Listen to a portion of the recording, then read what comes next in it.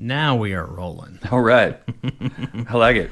Yeah, whatever banter or whatever it was we had going back and forth, it's always kind of a in the moment thing for me. I never like log it into what we were talking about, but well, like, we were talking about this Iron Smoke, that, it was the first one out of all the different samples that I've tried that I liked enough to seek out and get the full bottle.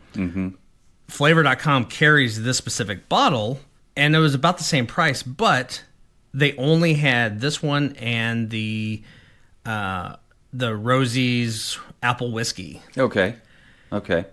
And doing a little bit more research, I went to their website, and that's where I saw their chocolate peanut butter pie cream. Okay. Which Flavor.com did not have, but the Iron Smoke website, if you bought 2 or more bottles, shipping was free. Oh, shit. Yep. So guess what? I had to get both of them. We're going to revisit. We're going to do this. See if we can make it cling right off the top.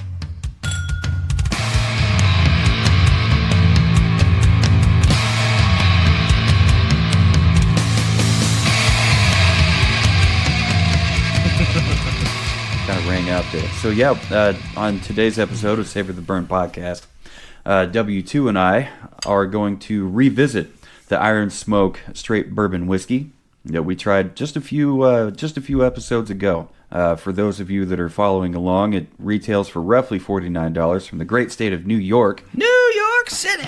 Get a rope.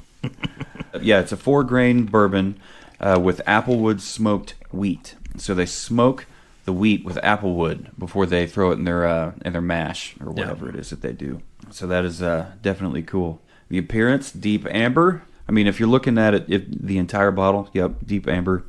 Deep. Classic bourbon notes of caramel and butterscotch with a luscious, savory note on the nose. Well, and you set this bottle next to a lot of the other bottles, and it is very noticeably darker in color than other ones. And it's no age specific? Yes.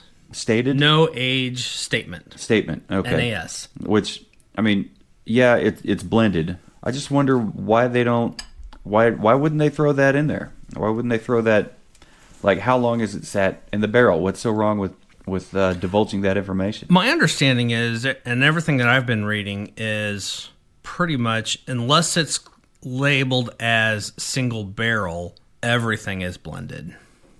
Okay.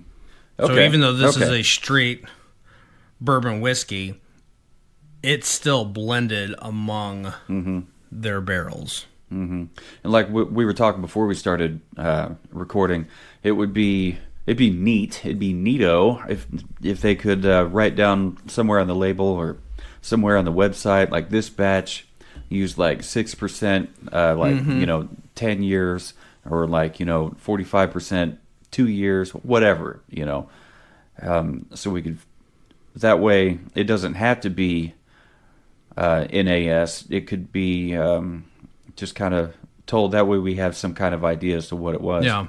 Anyway, so yes, this is good on the nose, good on the mouth, and from what I remember, it had a nice finish. After reading the agenda notes, it said something on the mouth had toasted marshmallow. So now that we have the opportunity to have a second pour, and butterscotch, yeah, maybe we will have the chance to taste those extra notes. What are you getting so far? Definitely a lot of caramel, and that butterscotch is really, really out in front for me. Yeah, I'm getting a lot of caramel in the butterscotch as well. Some light vanilla right before it goes into the finish. Still nothing on the. That was my stomach making a noise. Still nothing on the toasted marshmallow. But this is first mouth on this. I still like it. Oh, the oakiness. I remember the oakiness like hit you right on the front, but it kind of disappeared pretty quick. But it was a really strong, dry kind of oakiness to it. Yep, very much so. I think we talked a little bit before we got started here. Instead of digging through and trying a variety of things or whatever, that maybe we just stick with this one bottle, and after we, here in a little bit, after we've had our neat tasting of it, we mix it up into a cocktail. Or two. you know, and I think that's a great thing to maybe consider down the road is, you know, I brought this one to the table after we had sampled it, and I felt strongly enough about it. I wanted the full bottle. As we go through this, identify those that we really, really feel strongly with, bring them back, and then try them in a variety of different ways. I like that idea. I think it has the potential to help us open up additional flavors, different notes in there, and kind of explore where the whiskey's strengths lie. And sometimes that can take some time to figure out. That's We what have we a have. whole bottle now. We got a whole bottle. That means we have time until it runs out. But there's no way I'm gonna just, you know, murder your bottle here. And I love the label on it. Yeah. It really reminds me of that old Western wanted poster kind of a approach.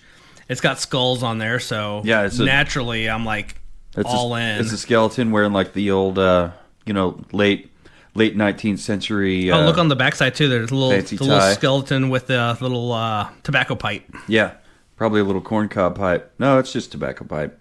Oh, your pal Scully. Scully. There you go. His name's Scully. Not to be confused with Scully from Metalomania. That's a totally different Scully.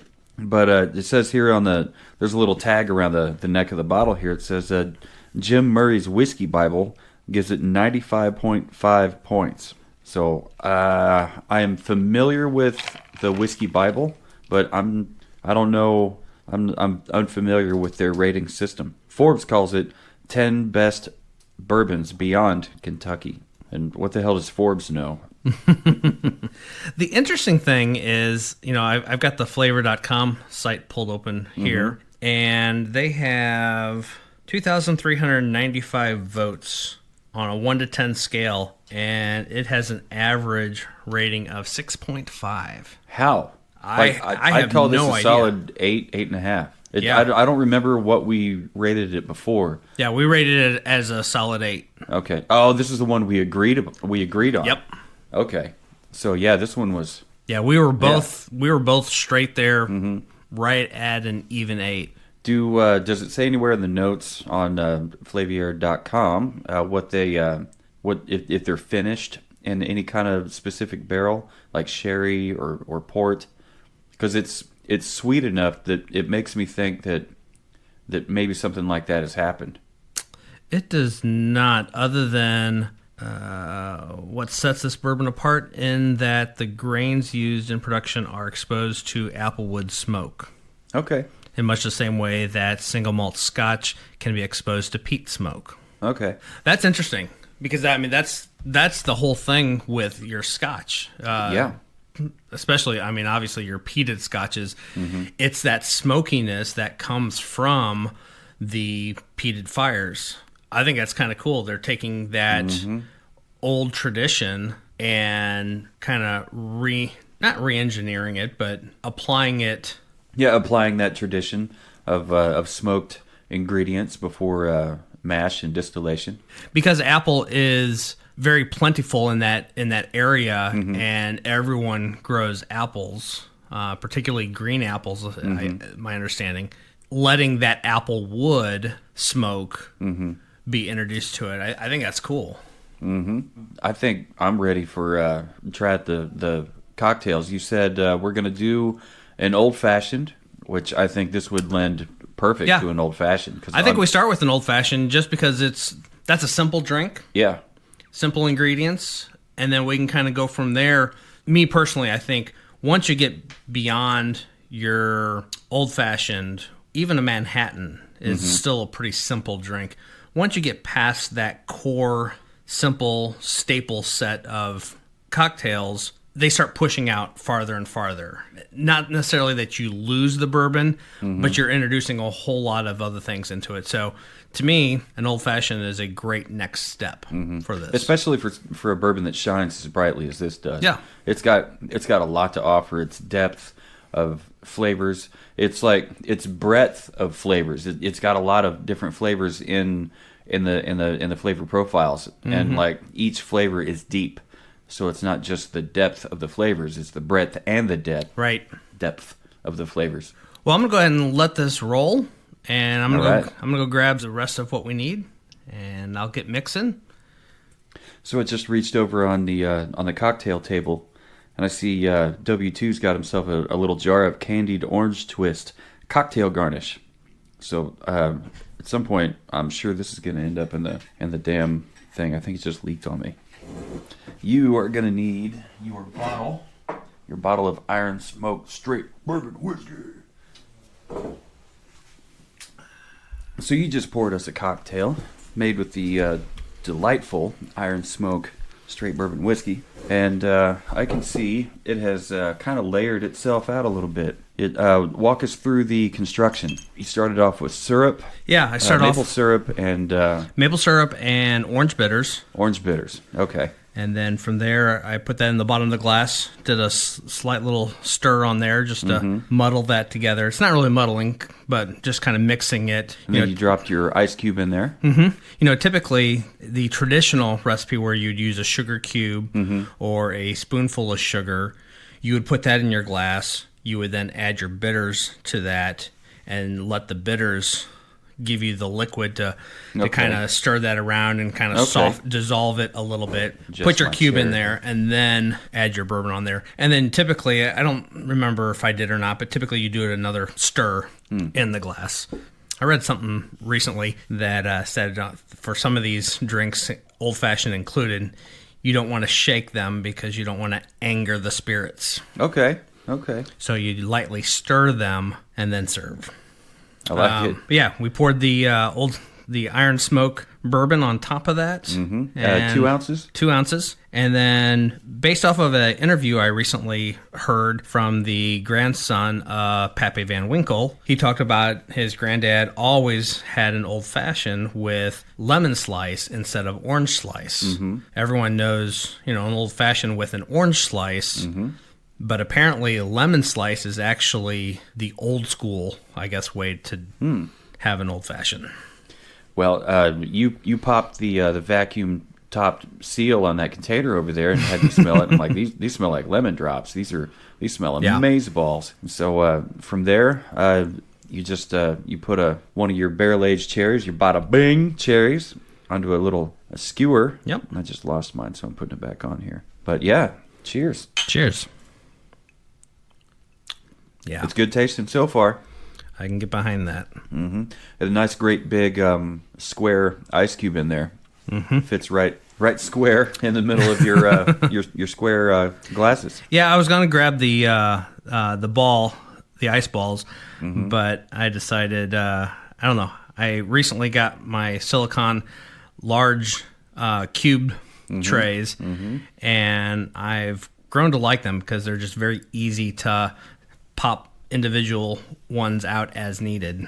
And they look cool. Yeah. Sitting there looking all cool. The one big cube definitely is the way to go because it lasts. Yeah, this is great. I used a 3/4 ounce of maple syrup, and I made it with the intent that if it came out a little bit too sweet, I could just pop a little more bourbon in there and call it good. Yeah. But I feel this is a pretty good ratio. Yeah, and you hit it afterwards with some different bitters. Yeah, so when we were down at the West Bottom Whiskey Company, we learned that their world's greatest old-fashioned is made with chocolate bitters. And as we talked about before, I immediately ran home, got on Amazon, found the Aztec chocolate bitters, which are fantastic. Yeah, definitely. But recently, looking around on Amazon, I got into a bitters shopping. Went down a bitters rabbit hole, huh? I did. What other bitters are out there? And oh my goodness, that list is long. There are so many different bitters, and so wanting to expand the bar options, I found have not tried it yet. I'm really, really anxious to find a drink to use it with, but I've got a cherry bark vanilla. Oh wow. Huh. It has a great smell to it. And then I found this one, which is dark chocolate bitters. And I love that semi-sweet or dark chocolate flavor. And just So I had to have it. So I'm a fan of dark chocolate. I remember when I was little, I didn't like dark chocolate because it was, it wasn't as sweet as, milk chocolate. But then the Aztec my mom chocolate loved them, the special dark little yeah, little mini ones in that mixed bag. Yep. The Aztec chocolate bitters has a little bit of a spice to it, which I think that's why, it is your Aztec chocolate, Okay. your Mexican chocolate. That makes sense. Typically has Spicy. a little bit of a spicy to it, and it's wonderful. But this, I feel like the dark chocolate bitters actually has that darker, more chocolatey chocolate kind of a flavor to it. Yeah, you can taste it. I've been kind and of it's just a couple drops. doing a light kind of, not a shake, but a swirl, a little swirly bird. Yeah. Because I don't want to shake it and anger the spirits. Don't anger the spirits. Don't anger the spirits. Plus, it might be a little bitter at me because we're using the lemon wedge. I don't know. That doesn't make any sense. Whatever. Even though I wanted to give the lemon a try, I figured also if we take this next step and maybe do a whiskey sour, then that we'll use the orange slice for. Switch it up. Why not? Yeah, because the sour already has so much lemon in it. I mean, just adding a different flavor of a different citrus fruit can only enhance it. I would think. Agreed. Man, this is tasty. I'm liking this. So when it comes to that little mixed bag of different chocolates, of the regular Hershey's milk chocolate, the Mr. Goodbar, and the dark chocolate, the Special Dark. Special Dark. Is there one more flavor in that bag? Isn't there a Babe Ruth? And so of those, no, there's you said Good Bar. Yeah, Good Bar, the chocolate Crunch. Okay. So of those that blue four, and white label. Of those four, which one are you going for? The special chocolate. Every time? Special Dark all day long. Okay. Huh.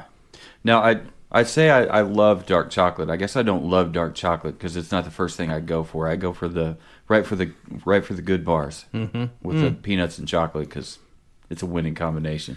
And seeing before Carl ruined us with the peanut butter cup s'mores, I would get the Special Dark chocolate bars to do my s'mores. That sounds good. They make a dark chocolate Reese's peanut butter cups too. I haven't seen those. That could be of all the peanut butter cups I've eaten. That could be the next step. Yeah. That's a God step. You're going to transcend or ascend. Maybe both. Both at the same time. You'll be met you'll be met at the top of the mount by Elijah. Wow. What? I just got a huge taste of chocolate on that. It's probably hiding from you. Like, I'm going to fuck him up in the last minute. Well, it's hiding in this little corner. I'm going to top myself off with the bottle if you wouldn't mind. Oh, yeah, here you go.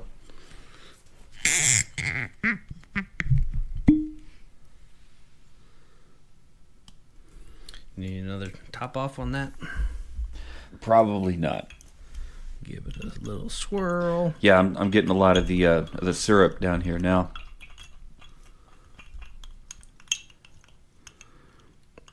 Yeah, my old ice ball molds, which I love, but the sphere is so big it does not fit in my favorite square They don't fit glasses. in these? They do not fit in these. No. So when I went back to Amazon, I found a set that had these large cubes and then a tray of 6 slightly smaller of the ice balls. And I've got them sitting out there. I haven't tried those yet, but yeah, they will fit in here. Oh, okay. They are the perfect size for here. Well, that's good to know. But yeah, the original ones, they're individuals, and I've got 2 of them. But it's just a monster cube, and our double old fashioned glasses, the ones that got the skulls and the Black Widows on them, they fit in those barely.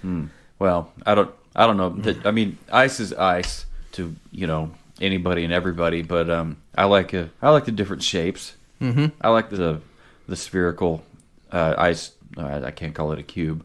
I like spherical ice, ball ice, whatever. Don't turn that into a ice balls.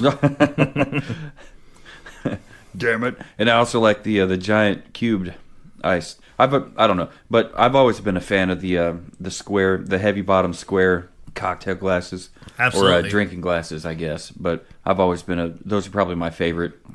Second favorite would be the square. They're square on the bottom, but the mouth is round. So I've got a couple of those. I don't know what whiskey brand it is that's stamped on the side of it, but I like those.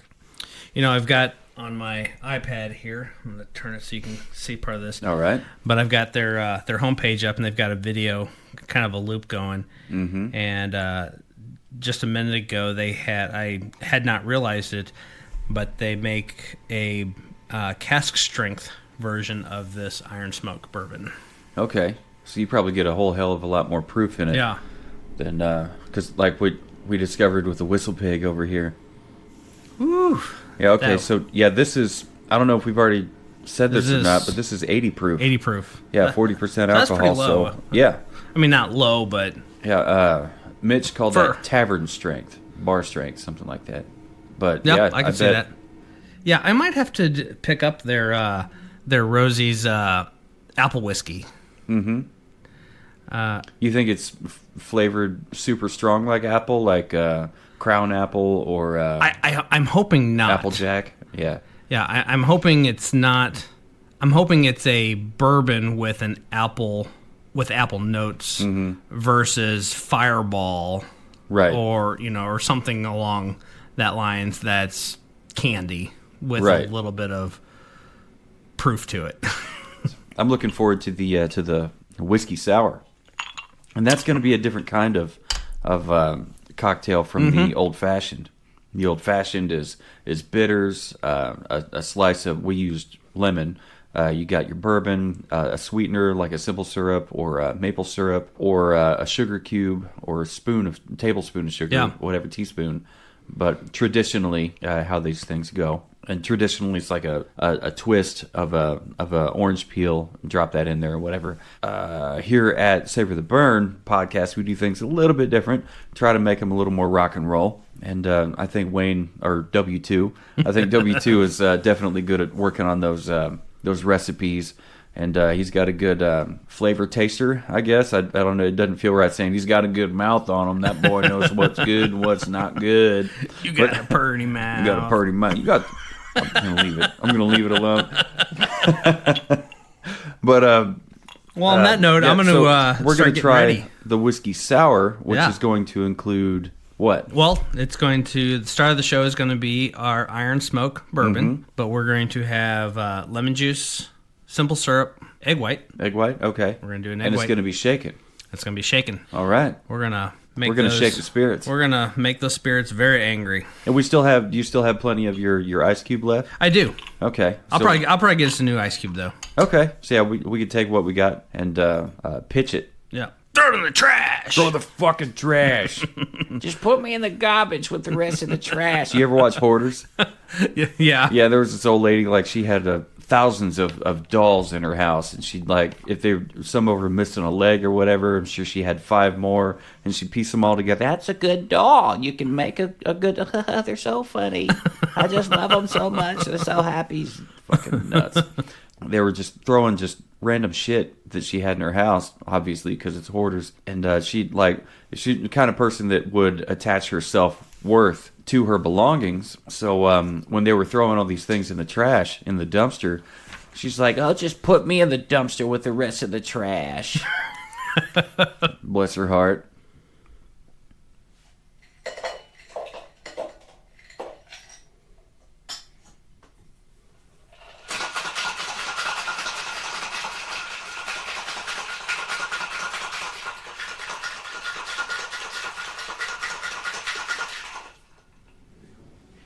Sir. Thank you. Is this thing still rolling? Oh yeah, I just left it rolling. Oh shit, it's got all of our candid conversations going on. So we have the whiskey sour. With the Iron Smoke Bourbon. With the Iron Smoke Bourbon. And then you topped it off with the dehydrated orange slice and one of the barrel-aged Bada Bing Woodford Reserve cherries. We say Bada Bing. I don't think it says it on the jar. It's not a Bada Bing. Okay. Yeah. That was born out of the barrel-aged cherry. Von Payne. Right. Is that fucking Von Payne making us talk weird? It's just a Woodford Reserve bourbon barrel aged cherries. Yeah, and then recently, just kind of trying to cross reference and look at different and variant whiskey sour recipes, I ran across one that recommended for garnish, hitting the top of your foam after everything's done with a little bit of ginger. And ginger, it's got its own complexities to lend to anything, whether that's your recipes for your food. Like I think I put it in my sweet potatoes at Thanksgiving one time. But here we go. We're going to give us a cheers. Cheers, sir. Nice little clank. It's not so much a cling. Cling. That's good. That's good. The frothiness on the top, the sourness of the lemon. I've had a lot of whiskey sours without the egg white, and I mean, a whiskey sour made well with the right whiskey or bourbon is fantastic. But that egg white, I've started using that pretty much every time recently, just because it adds that extra little creaminess right on the top of it. Yeah, you can't escape it. It's really good. And like you would think that if you put something so acidic like lemon juice with an egg white, it's going to like curdle it somehow. Right. It's going to curdle it immediately. But luckily it didn't, because you had already pre-shaken it with some simple syrup and the whiskey. Whiskey, simple syrup, and the lemon juice. And the lemon juice, yeah, okay. And then you put the egg in there and put some leg in it. But yeah, the ginger, it adds a little something to it. Kind of get it in there and kind of stir it in there a little bit. It's good. It's good. Kind of reminds me of that Scotch sour we had, the Stanley Tucci. That's so good. Inspired Scotch sour. It was definitely good. A few weeks ago, I killed down a few of those. Did you? Oh, man. He'd be proud of you. I didn't have my coupe glasses at that point. Yeah. So, right. Yeah. So.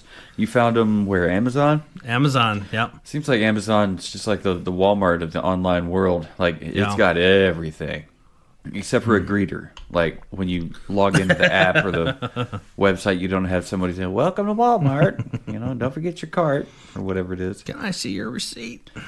Yeah. At checkout, you don't have somebody checking your receipt as you're leaving. And speaking of lemons, your darling wife. Oh, man. She made us a little confectionery treat here. What did she make us? It's funny. The first time you came over and we actually, it was the very first time you came over. We weren't even recording for the podcast yet. Oh, I was recording. Well, of course I found the files in my my voice notes today. I almost sent a screenshot of it to you. I'm like, look at this. But so that night she made chocolate chip cookies, which were fantastic. And I think when we actually did our first recording session, she made us banana bread. Okay. Banana bread. Get out of my house. That week, she told me, she goes, "Now, don't you expect this every week?" No, and that's just it, man. I don't expect it. And I don't expect anything, but I think she has kind of set herself a bar. Okay. And she wants to bring something new to the table. Man, for me, she enjoys doing that, so I love that. The last thing she made us was the brownies with the peanut butter in them. Oh yeah, and the peanut butter M&Ms. My God, and the salt on the top. The salt, the sprinkling of the salt on the top. That was oh my Atlanta. That was stupid good. So this week, we've got what is it? Lemon bars. It's a lemon bar with raspberries. Yes, fresh raspberries. Smells good. It tastes good too. Yeah. Num num num. No, I told her, when she started talking about making these, and as my brain started kind of processing all the lemoniness of inside a lemon bar, and knowing we're going to make a whiskey sour, which is going to be loaded with lemon juice, I was like, man, this is going to pair quite well. And she cut it and plated it for us, and then very carefully topped it with the powdered sugar. So good. Good stuff. This year I'm putting in a new bed in my garden, in my backyard. I'm building a garden bed for berries. For different raspberries, blackberries, maybe black raspberries. I love those. Now, when you say building a new bed, are you building like raised beds? Yeah. Okay. Yeah. Yeah, I like the raised bed garden. You can control the soil a little bit better. Absolutely. That's like 98% of why I like the raised beds.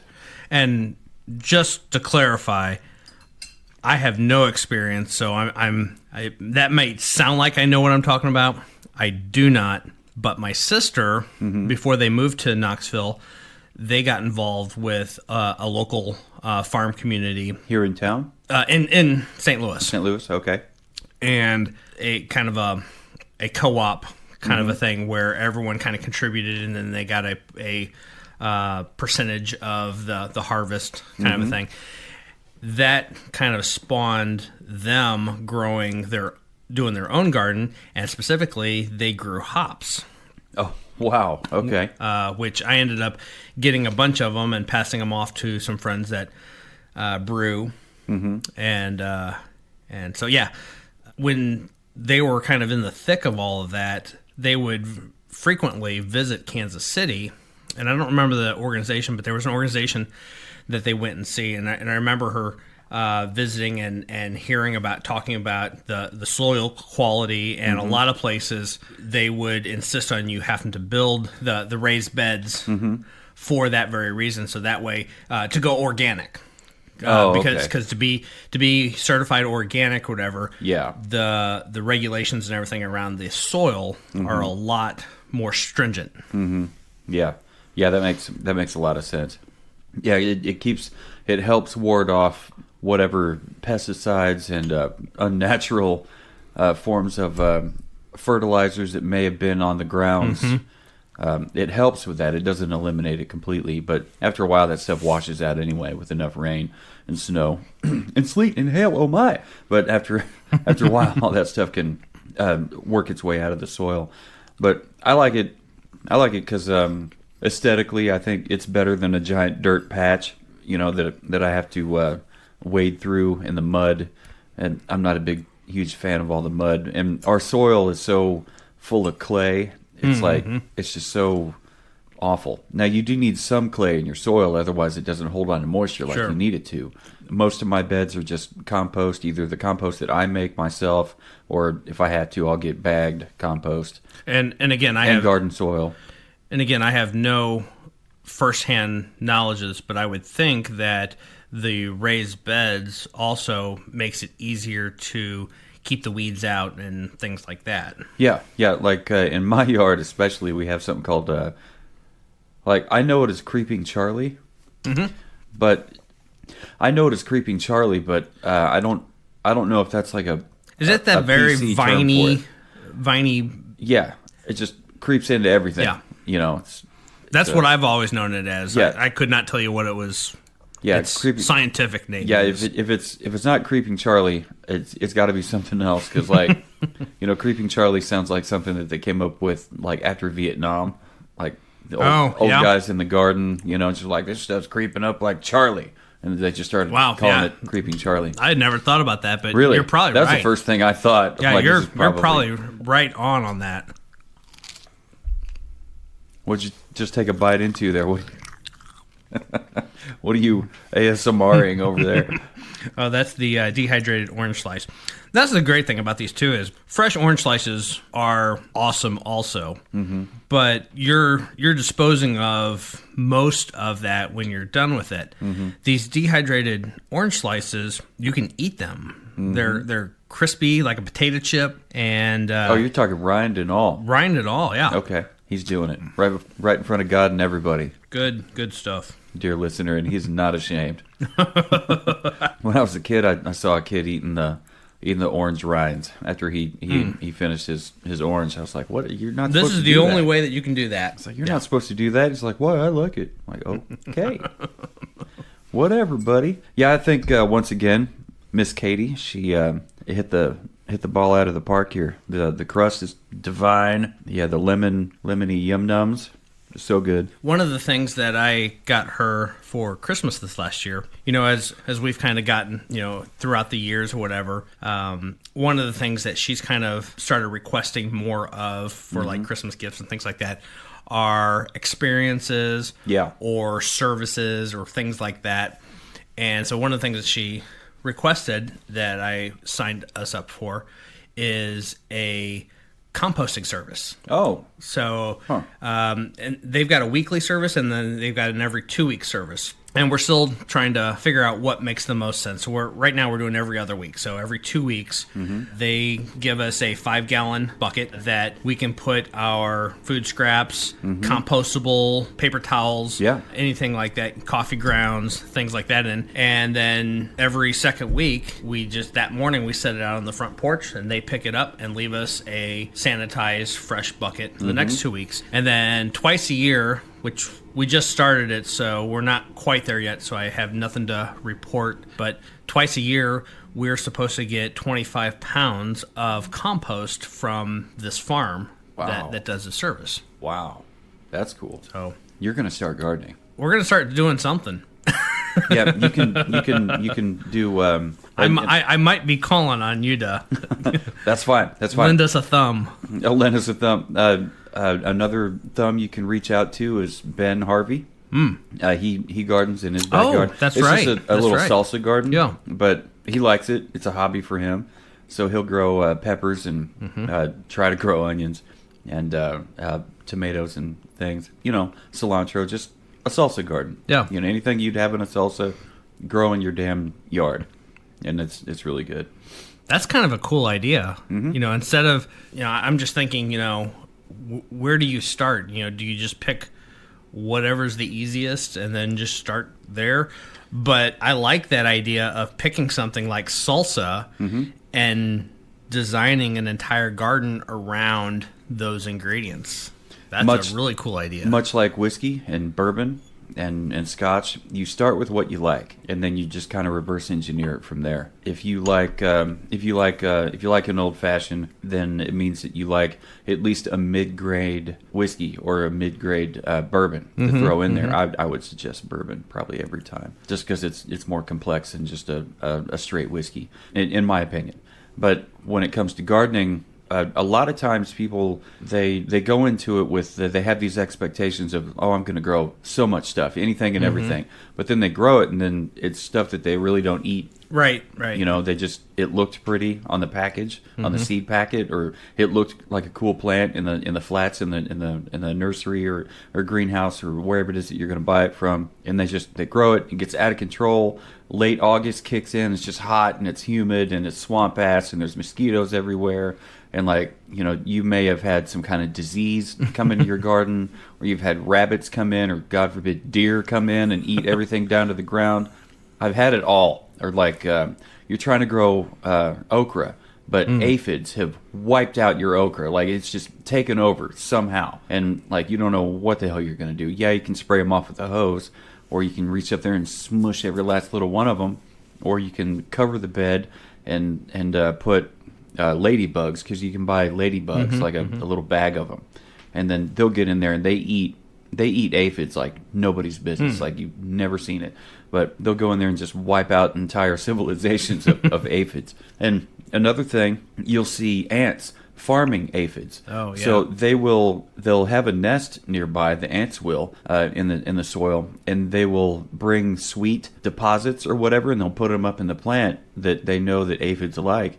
And the aphids come there, and they eat that and the plant, and the ants collect the aphids and take them back and eat them, store them as food. So ants, they're colonists. Oh, yeah. I hate ants. They know what they're doing. Yeah. Yeah, you can eat those rind and all. As I'm discovering. The lemon's a good one, too. Saving that cherry for last. The cherry's time has come. With a ginger. So good. I can't recommend these Woodford Reserve bourbon cherries enough. These things are stupid good. I got a pack of mint leaves from the grocery store this week. So probably sometime this week, I'm going to make myself a mint julep. That'd be good. My dumbass, we went over to Mitch's house, and I brought the mint over there. Mm-hmm. I'm like, oh yeah, if I can get this to root, because it's got like it. If you notice, it's got little segments how it grows. Sure. Uh-huh. Each segment, they have nodes, is what they're called, and every node is another opportunity for it to kick out roots. Okay. Because it's an ivy kind of thing. It grows, and if you ever plant it in your yard, that's it for your yard. So like, just make sure you plant it in a container. Otherwise, it's invasive. It'll take over everything. Same thing with like spearmint, but it becomes the creeping Charlie. But you hit it with your lawnmower. It's kind of nice. Personal experience. I know things. But yeah, this. So I anyway. So we were making the. What was it? It was a whiskey sour. Of some kind? The Bow Street Smash. Yeah. And so I'm like, yeah, I could take these sprigs of mint and put them in some water and start them, and then I'll never have to buy it again. But my dumbass just left them there. Stupid. I don't know how, because I kept thinking about it, and I thought I had them in the car, but anytime I look in the car, they're not there. I thought you took them with you. Oh, not in your coat pocket or anything, are they? No, I don't think so. I think I still have the same jacket I wore over there. Maybe that Stephanie took off with him. That's a good sound. Third of the bottle's gone. How'd that happen? What do we have coming up on the website? Do we have anything new? Any kind of new features we can talk about? I think you've recently added some things to the liquor cabinet. Yep, I've tried to stay up on things that we've tried. So I've got everything. I've got things out there that, well, I guess by the time this makes the light of day. From Mitch. Yeah, everything's from that night, up there. Everything's on there. And I just added the Manhattan, High West Manhattan. Mm-hmm. Probably going to rework the liquor cabinet a little bit. So we've got, instead of just having a wall of photos, which is cool, but I want to kind of organize it a little bit so we can kind of do priorities and organize it. Like maybe most recent. Yeah. And like rise. Most recent, or organize it by, type. Straight, type, yeah. That'd be cool. As long as it makes sense, yep. To the visitor. And we've had some visits on the site. Yep. I think that'd be really cool.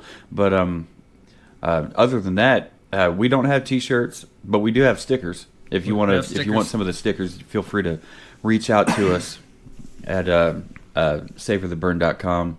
You can email us at info@savortheburn.com. You can email me personally. I'm not going to give you any links. If you want anything, you're just SOL. Whatever. Anyway, you can email me personally, Jonathan@savortheburn.com. And you can email Wayne at w2@savortheburn.com. And keep on listening to all your podcast apps, including but not limited to Spotify, Audible, Apple Podcast, Google, Samsung, and many, many more. Find us on all the socials, Facebook, Instagram, Twitter, TikTok, YouTube. Just search Savor the Burn or at Savor the Burn with a little ampersand. I think that's how you say it. But definitely keep checking out savortheburn.com. There's plenty of cool stuff happening there. Mr. W2, do you have any closing thoughts on this Iron Smoke straight bourbon whiskey from the great state of New York? I remember us just raving about this on that first taste, and which obviously and wishing we had a second pour. Yeah, which led me to get us a second pour. Mm-hmm. I think I like it more on the second pull. Definitely. So Definitely. Yeah, it was fantastic. I'm really glad you picked up that bottle. I mean, at this point, we're 3, 4, 5 pulls in, but... Boy, I'll say. Almost got it knocked down to half. Good thing you don't have to drive home tonight. Not at all. Just climb into bed. Yeah, you got to drive to bed. That's what you got to do. You got to make it up there and be like, Katie, guess what? Banana bread. Mule kicks you right in the dick. Lemon bar. Lemon bar, so good. Well, yeah, I would have to agree, and I think our rating of 8 to 8.5 In I think it holds. in the first session. It absolutely holds. It doesn't go. It doesn't go anywhere. Not for me anywhere. In fact, I might even bump it up to 8.5 to 9. Yeah. I don't know, because really, I have zero complaints about this whiskey. Now we've had it neat. Mm-hmm. We had it in an old fashioned. Yep. And we had it in a whiskey sour, and it stuck. It held together all the way through. So it's not only a great tasting whiskey by itself, but it's versatile. It's very versatile. It works its way in at least those two. Yeah. I enjoyed it in the cocktails. I think I would stick to it neat. Yeah. It was that good, and the proof wasn't so high. What was it, 80 proof? Is that what we said it was? Mm-hmm. It's not. I mean, it's just the standard. It's not the cask strength. It's not. It's a bourbon straight whiskey, triple charred in Virginia white oak casks, 40% alcohol, 80 proof, out of the state of New York. So, Virginia white oak. So they excuse me, triple charred virgin white oak. Oh, okay. I don't have my readers on. So oh, okay. There we go. I got you. Oh, middle age and the damn eyesight. So you got to get your eyes sharpened. get your arm extenders put on so you can read. It so sucks. I hate these things, but my eyesight beyond an arm's length is still better than 20/20. Huh. But anything arm's length and closer, I can hardly see anything if I don't have these on. Well, it happens to everybody. You know, if it doesn't happen to you at a certain age, you're not human. And I lasted about 45 years before needing them, so it's probably again, all that devil can't music complain. you were listening to growing up. It's all the devil music. Devil, devil, devil, die, die, die. Motley Crue, shout at the devil. Right. Shout at the devil. Well, dear listener, if you've stuck around this long, thank you so much for listening to the Savor the Burn podcast. Once again, my name's Jonathan. Across the table from me is the magnificent W2. Check us out at savortheburn.com. Listen to us on all your podcast apps, including but not limited to Spotify, Audible, Apple Podcasts, Google, Samsung. Damn it, I did it again. That's the third time. I got away with it the last time. I just, fucking damn it. Samsung, I think Pandora, and just many more. You find us on the socials, Facebook, Instagram, Twitter, TikTok, and YouTube. Search for Savor the Burn or at Savor the Burn. And if you want to contact us, email us, info@savortheburn.com. Email me personally, Jonathan, at savortheburn.com. Or email w2@savortheburn.com. And as always, keep on burning.